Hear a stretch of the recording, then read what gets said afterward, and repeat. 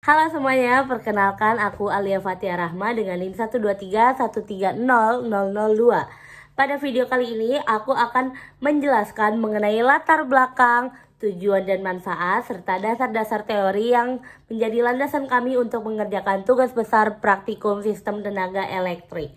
Di mana pada latar belakang yaitu pemahaman dasar kelistrikan ini menjadi fondasi yang penting dalam menganalisis penyaluran energi pada sistem distribusi, yaitu aliran listrik terjadi karena perbedaan potensial yang memaksa muatan bergerak melalui penghantar. Seperti efisiensi jaringan sangat dipengaruhi oleh faktor daya, terutama ketika beban induktif ini mendominasi dan menyebabkan peningkatan arus serta rugi-rugi.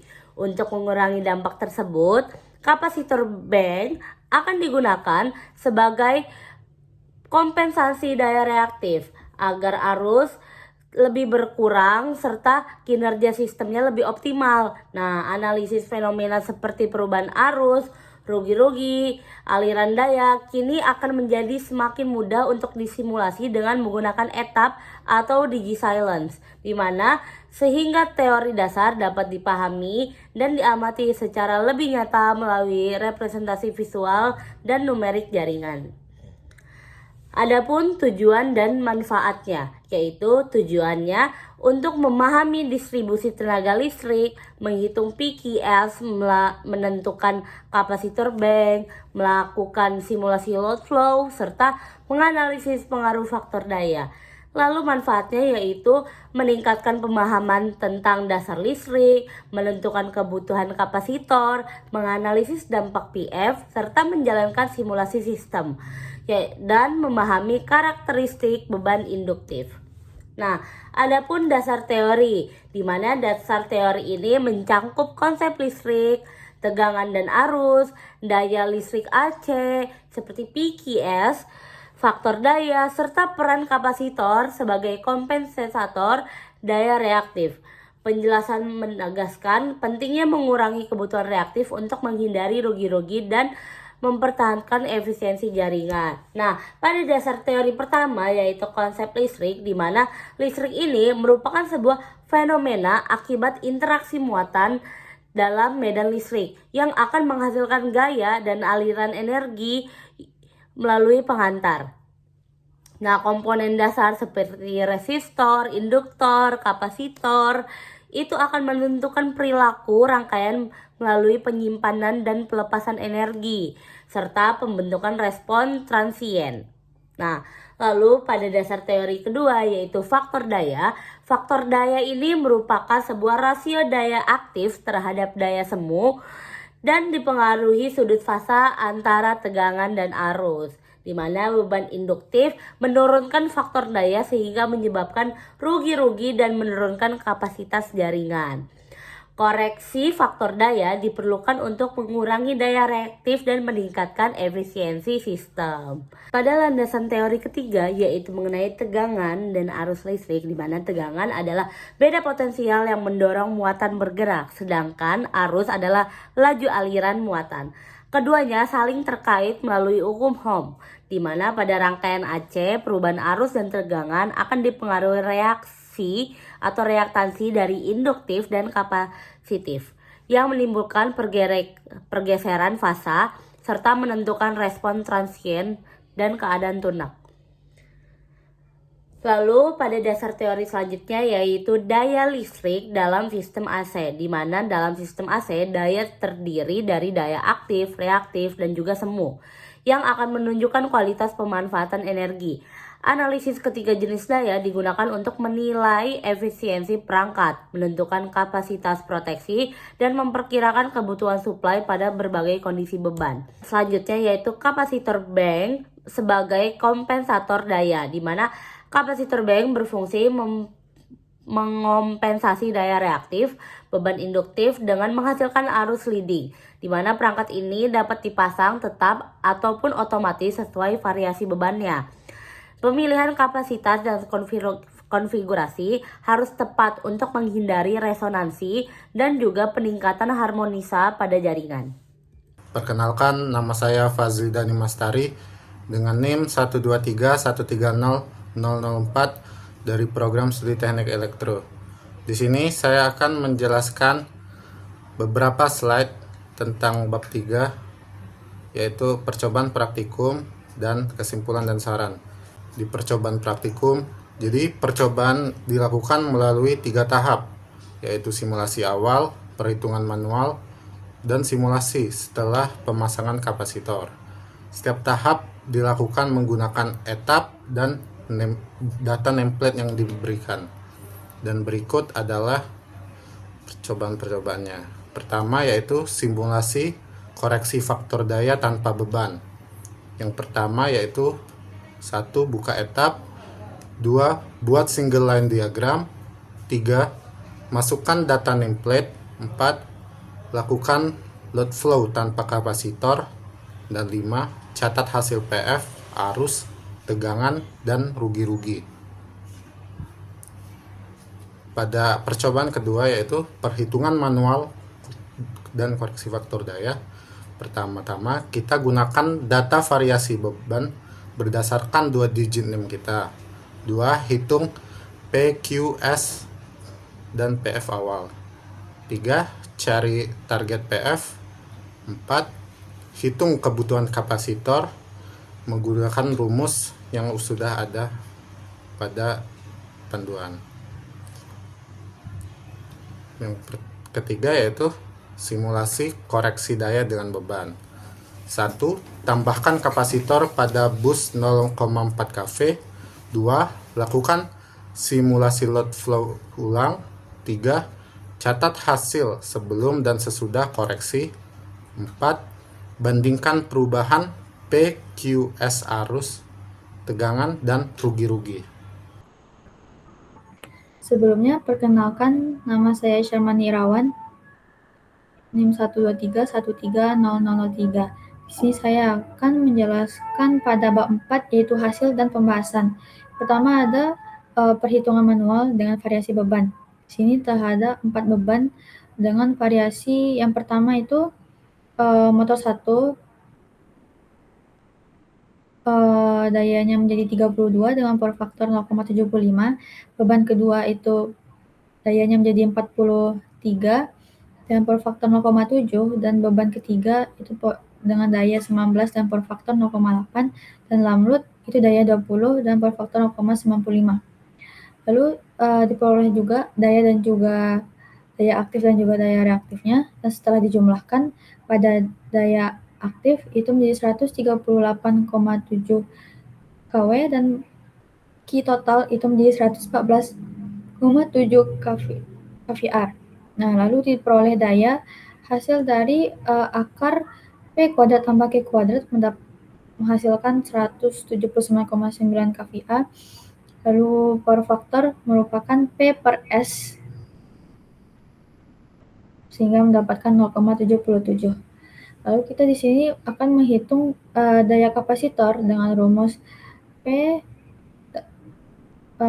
dikali tan fase 1 dikurang tan fase 2. Nah, di sini tan fase 1 itu 0,82 dan tan 2 itu 0,32 sehingga mendapatkan daya kapasitor 69,35 kVAR. Nah, lalu kita mencari Q rated-nya dengan Q aktual per V rated kuadrat sehingga mendapat Q rated itu 71,22 kVAR.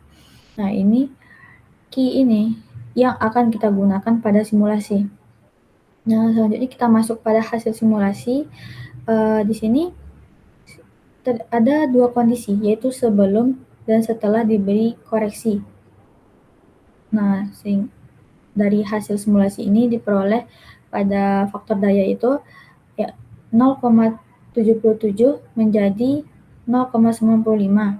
Nah, pada arus sistem yang awalnya 265,4 ampere menjadi 213,7 ampere, dan pada tegangan bus yang awalnya 392 kV menjadi 394 kV, dan rugi daya yang awalnya 4 kW menjadi 3,17 kW. Nah, inilah hasil simulasi sebelum diberi kapasitor atau sebelum koreksi dan setelah koreksi. Nah, lalu kita masuk kepada analisis. Di sini ada 5 pertanyaan analisis. Yang pertama itu, apa pengaruhnya terhadap arus dan juga tegangan sistem. Nah, di sini kita coba ke aplikasi etapnya.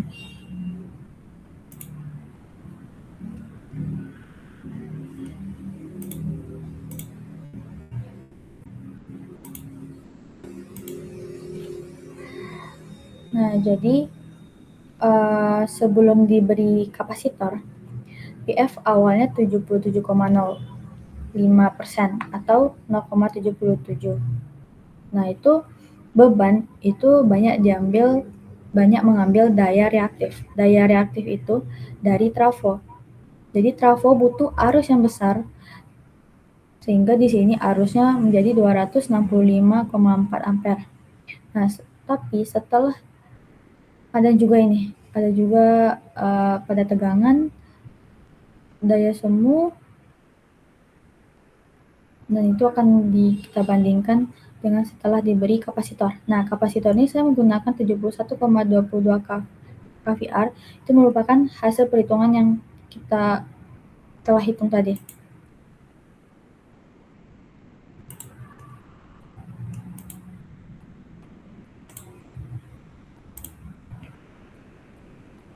Nah, setelah diberi kapasitor, terjadi perubahan khususnya pada power factor. Tadi kan 0,77 menjadi 0,95. Lalu arusnya mengecil dan semuanya juga mengecil, dan ini tegangannya menjadi lebih kecil. Nah, jadi hal itu karena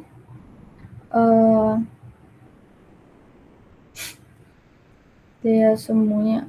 Nah, jadi kan karena power faktornya ini sudah meningkat karena kebutuhan Q itu Q beban yang awalnya daya reaktifnya itu dari trafo itu disuplai setelah diberi kapasitor, Q-nya disuplai oleh si kapasitor ini.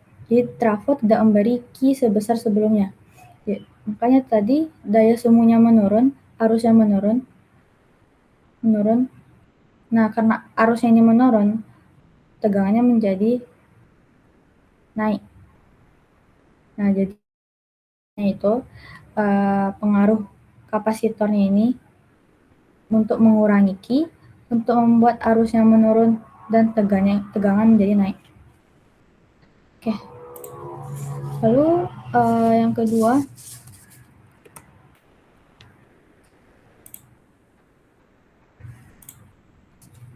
yaitu pengaruh terhadap rugi daya. Nah, rugi daya itu merupakan yang bersumber dari trafo dan kabel-kabel yang ada di sini, yaitu kabel 1, 2, 3, 4, dan 5. Nah, rumusnya itu untuk rugi daya adalah I kuadrat R. Atau P loss sama dengan I kuadrat R. Jadi semakin besar arus, makin besar juga rugi dayanya.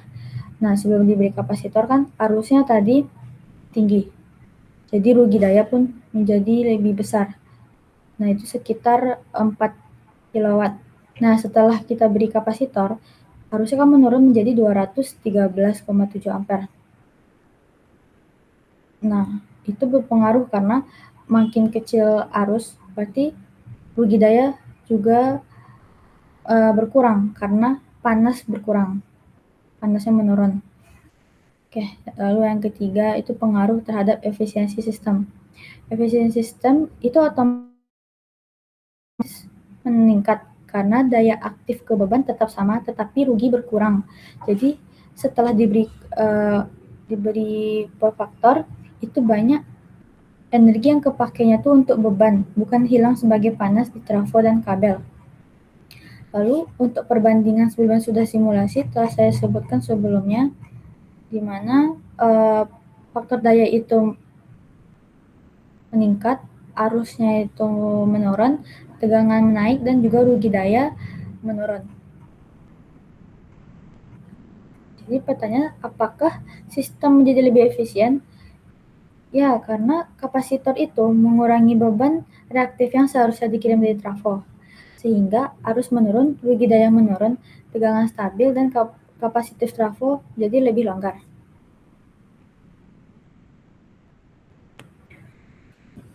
Udah nggak sih? Selanjutnya yaitu kesimpulan dan saran. Kesimpulan, kapasitor berhasil memperbaiki, menurunkan arus, meningkatkan tegangan, mengurangi rugi-rugi, serta meningkatkan efisiensi sistem tersebut. Saran yaitu laboratorium perlu menambah alat, meningkatkan SOP keselamatan, dan praktikan perlu bekerja sama lebih baik serta mengulangi percobaan-percobaan tersebut untuk mengurangi kesalahan yang ada. Sekian dari saya, terima kasih.